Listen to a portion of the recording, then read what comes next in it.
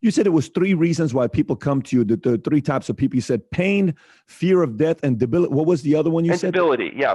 Oh, okay, so got it. Either they can't do what they want to do, they can't tolerate the pain, the pain's or they're for whatever reason they've decided they want to stay alive. Makes sense. I mean, it's a good reason to want to stay alive and maybe see your grandkids grow up and the kids grow up. But what gets people to a level, from your experience, 36 years, 20,000 plus patients, fasting all the way up to 40 days, what gets people to the point of saying, you know what, doc, I got to tell you, I know those 3 things you talked about. Is that the breaking point where somebody says, I'm willing to change and figure out a way to drop some of these SOSs and change my lifestyle? Is it anything more than those 3 things that you see where somebody just says, I want to make a change in my life? Yeah, I think sometimes their experience of people they know or trust, and they see them having had an experience. That's very motivating.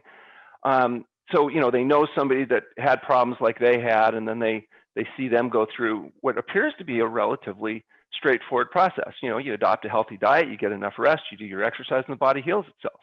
And if you want to speed it up, we do this fasting business. There is no pill, potion, powder product. There's no magic. These are ancient practices. Like I said, if you go to the Bible, you can read about fasting. There's I think 100,000 plus references to fasting.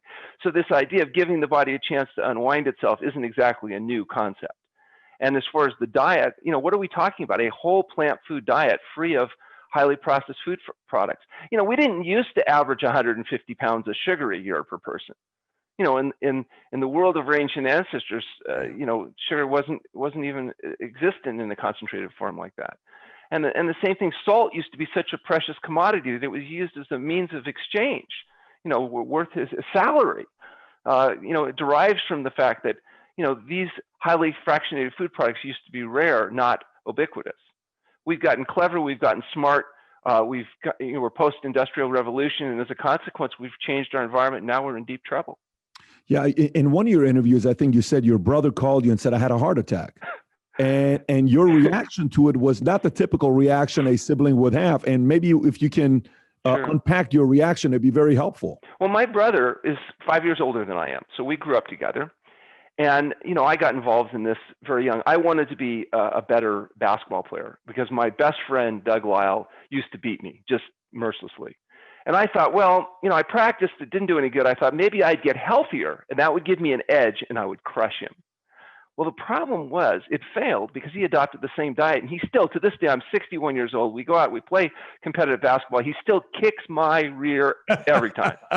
So complete failure. But it got me interested. I started reading and I read these books and they said that doctors that use this approach had the best job in the whole world because the body did all the healing and the patient had to do all the work. And all you had to do as a doctor was take credit for the good results. And I thought, that's the job for me. I got interested in it.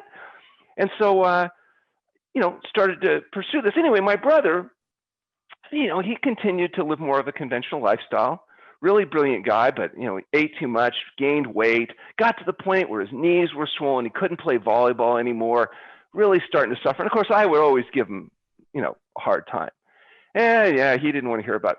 At one point, my sister-in-law, his wife, gets ill, comes to our facility, does a fast, recovers, avoids surgery, does great, adopts a health-promoting diet. He still won't do it. She's having to make 2 meals. He's making. You're the younger brother. I mean, I don't want to listen to the doesn't want to younger listen. brother. A buddy of his, he's at Boeing. So he's one of his buddies from Boeing.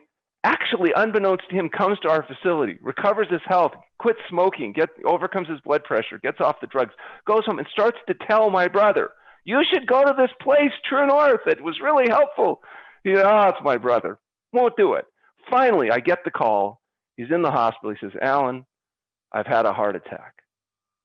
And I said, well, you survived it. That's wonderful.